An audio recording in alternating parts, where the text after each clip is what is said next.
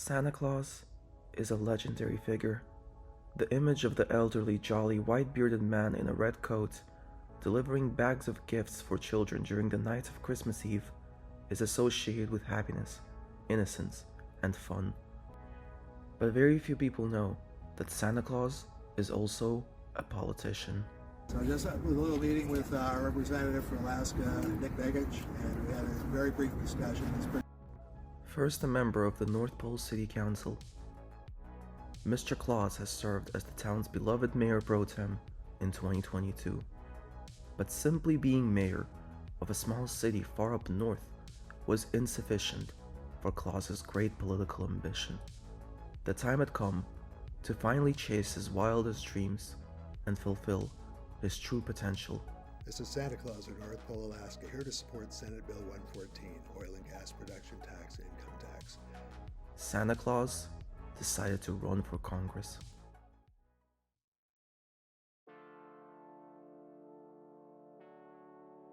Born in 1947, Thomas Patrick O'Connor was always passionate about trying to help poor children in dire conditions to live fulfilling lives, and felt like the federal government wasn't doing a terribly good job at promoting this cause. O'Connor completed his bachelor's and master's degrees at the prestigious New York University, while initially intending to pursue a doctorate in communication and technology. O'Connor decided not to complete his dissertation and instead dropped out to pursue a career in police work, and began serving as special assistant to the Deputy Police Commissioner in New York. He was eventually promoted to communications consultant and helped set up the first video unit for law enforcement in the US. He was also a founding director of the Terrorist and Communications Center, an organization which researches the formations of terrorist groups. Despite the massive achievement, O'Connor felt like his organization's active approach to getting to the underlying causes of the problem of terrorism was disregarded by federal national security experts. Fatigued with the federal government, O'Connor moved to the Virgin Islands, where he picked up a job as Chief of Safety and Security. Simultaneously, O'Connor worked at a radio station in Colorado. Realizing that being a radio communicator suited him more naturally than port management, O'Connor would go on to pursue this line of work, eventually moving again to work at a radio station in Alaska. After working in radio stations for a few more years, O'Connor asked himself, "What have I really achieved in my life? There are children growing up in broken, impoverished families all across the country. And have I really helped?" O'Connor knew that the time was right to actually make a positive impact on the world and run for city council. In the early 2000s, O'Connor began exploring a potential entry into local politics, and he soon realized the problem. A democratic socialist at heart, whose mission was to utilize the entire force of the government to expand welfare networks for vulnerable children, O'Connor was simply unelectable in a deeply conservative district in a deeply conservative state. But he was not one to give up, for you see, O'Connor had a trick up his sleeve.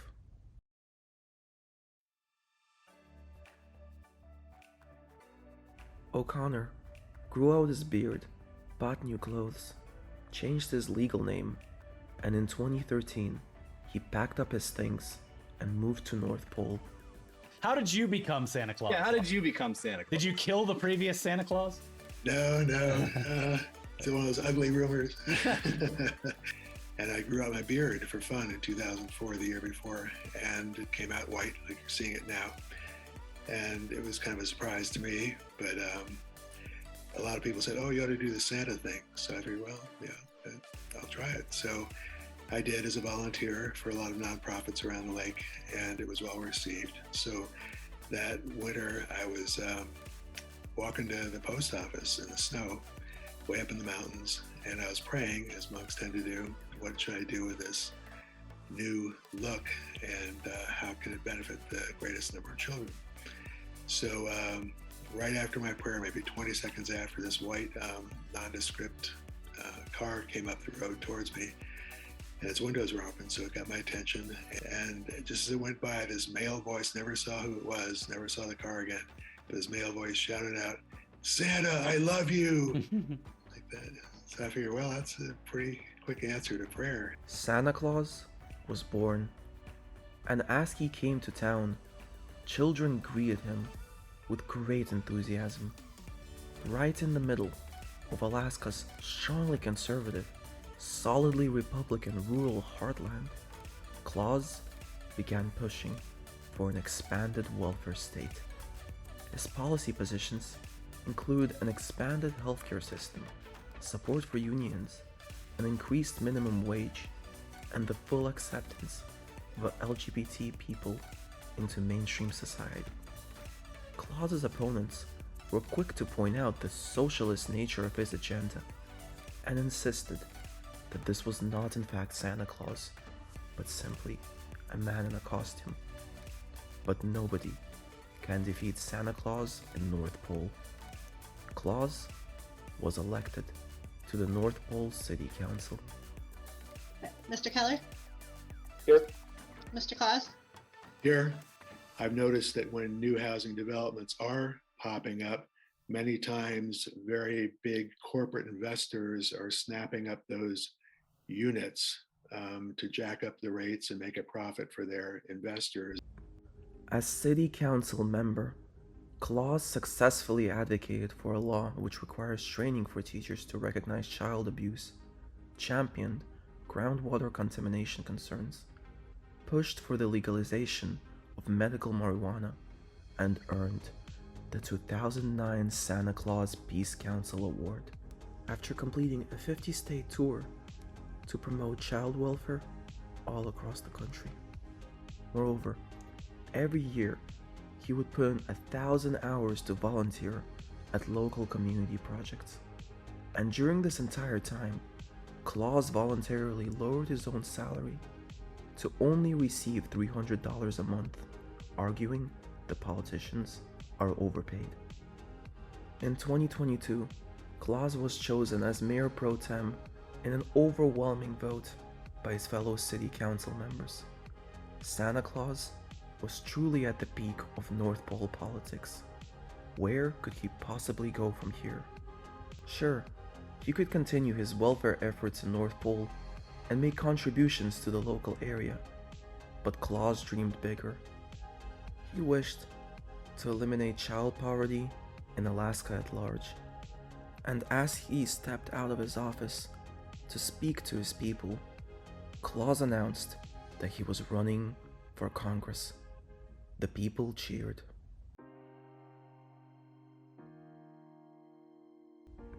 When longtime Republican Congressman Don Young passed away in March 2022, a special election was called in Alaska to decide who would continue his legacy and serve out the rest of his term. Now, while in most states, such races end up becoming two-way contests between the nominees of the two major political parties, Alaska uses a different system. The election is conducted in 2 rounds. The first round features all of the candidates who successfully qualified for the race. After the vote, the top 4 performers proceed to the second round, which uses a ranked choice voting system to determine the next congressman. I won't go into too much detail about how this system works, but here is an article which explains it more thoroughly. The important part, however, is that in effect, it means multiple candidates from the same party can participate in the general election. It also means that independents stand a better chance to win. This time around, the top candidates to be Alaska's sole representative in the House included Sarah Palin, the Republican former governor of Alaska; Nick Begich III, a Republican who's the grandson of a former Alaskan representative; Mary Biltola, a local Alaskan Democratic politician; Al Gross, former Democratic nominee for Alaskan senator; Tara Sweeney, former Republican Assistant Secretary of the Interior for Indian Affairs; Republican State Senator Josh Revick, Democrat Christopher Constant, and of course, Santa Claus, the mayor pro tem of North Pole. If it comes to it, I guess bad Santa can step up. Claus ran on a Sanders-like democratic socialist platform, positioning himself to the left of the other Democrats in the race. He campaigned on his support for Medicare for all, the wealth tax, student loan cancellation, and medical marijuana. These were the gifts of Santa Claus's campaign. Homelessness, some food shortages, children are experiencing poverty, not just here, but many places. And it sort of pulls at my heartstrings. He engaged in a low-budget, high-recall campaign, refusing to accept any outside donations from corporations and relying on a digital campaign strategy to spread his reach through social media platforms and press releases, maximizing the use of his organic name recognition. While initially Claus was disregarded as a serious representative of the political left, it soon became clear that he was a serious political threat. By early May, polls showed Claus at around 6% of the vote, which may not seem like a lot at first glance, but considering the dozens of candidates in the crowded field, placed him in 4th place and would surely qualify him for the second round of voting. Seeing his ever-growing momentum, Claus's opponents began engaging in what would become known as the War on Santa. In early May, Josh Revick, who was polling slightly behind Claus, exclaimed, "I am waging a war on Santa. Don't let this commie steal Santa's valor." Revick further accused Claus of not being the real Santa and just being a Bernie bro who legally changed his name, and claimed that Claus was pushing North Pole Marxist fantasies onto Alaska at large. In response to Revick's attacks, Claus simply responded, "My message is based in love. The opposite of love is fear. In Josh's audio, I hear arrogance, ignorance, lies, and fear." Revick took the low road while Claus took the high road, and Revick's polling would only worsen, while Claus's political position only improved over the following months. Witness to this confrontation, the other campaigns would now have to answer a serious question. How does one politically take down Santa Claus? The two front-running Republican candidates decided that the best approach was to give Claus as little attention as possible. Palin and Begich considered themselves to be the biggest contenders for the ultimate win in the solid Republican state, and thus directed their smear campaigns against each other without mention of Claus. If anything, Claus would only serve as a Democratic spoiler, making a Republican victory more likely. The Democrats realized this too, and chaos began propagating through the Democratic campaigns. The concern was voiced most prominently by Christopher Constant, who was polling slightly behind Claus. If Santa Claus takes enough of a vote on a whim, and all of us are bummed out because of this, then I'll be very frustrated. It is a trap. We lose 5 points here, 5 points there, and we could have no lane. Perhaps Peltola summarized the Democratic sentiment best. What human on earth is anti-Santa? So yeah, it's very challenging being in a race with Santa in the field, because he's got more recognition than anyone else by far, and he as a person is wonderful. In the meantime, the Alcross campaign, which at this point was in the lead among all of the left-leaning candidates, finally began viewing Claus as a serious opponent, and started preparing for a second round where they would have to battle it out for the Democratic vote. By mid-May, it really seemed like Claus had politically outmaneuvered his opponents. But unfortunately, it just wasn't meant to be.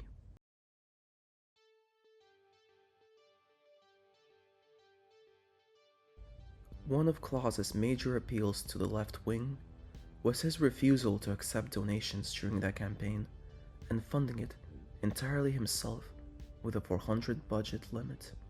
My whole campaign, I'm budgeting it at $400, which I loaned myself essentially. And I'm not going to solicit or accept any funds from. Why are politicians spending half of their time in office fundraising? Mhm. I mean, it's ridiculous. You know, and all the dark money and the out-of-state money and all the other stuff that's involved, or out-of-country money for that matter, it just doesn't make sense to me. You know, and children are looking at this. While a noble idea in principle, it truly put him at a considerable disadvantage when compared to the major well-funded candidates. As a result, Claus had almost no staff, almost no ground game, and no media buy at all. While Claus did receive much media coverage, it mainly highlighted the novelty and irony of his campaign, instead of his actual political positions. With all of this in mind, it now may seem obvious why the Claus campaign started losing steam as the weeks dragged on. As the election results came in on June 11th, Claus finished in a disappointing 6th place with just under 5% of the vote. Palin, Begich, Gross, and Pultola would proceed to the second round of voting. Even though Claus might have lost, this defeat was not completely sour. At the end of the day, he was in the race to spread awareness of his message. The child welfare system must be improved. And with the dozens upon dozens of statewide articles written about him, he certainly achieved that. Claus would go on to endorse Mary Peltola, and in the second round of voting, she'd end up winning the race, becoming Alaska's first Democratic representative in 50 years. Claus, on the other hand, would return to the North Pole City Council and serve as its mayor pro tem. He would continue making reforms to improve school safety, child poverty, and the environment in the city. He would also continue putting 1,000 hours per year volunteering at community projects. At the end of his term in October 2022, Claus retired from the city council, but continued his activism. He regularly gives interviews promoting progressive causes, appears at North Pole events as the beloved symbol of the town, and continues his religious commitments as an Anglican monk.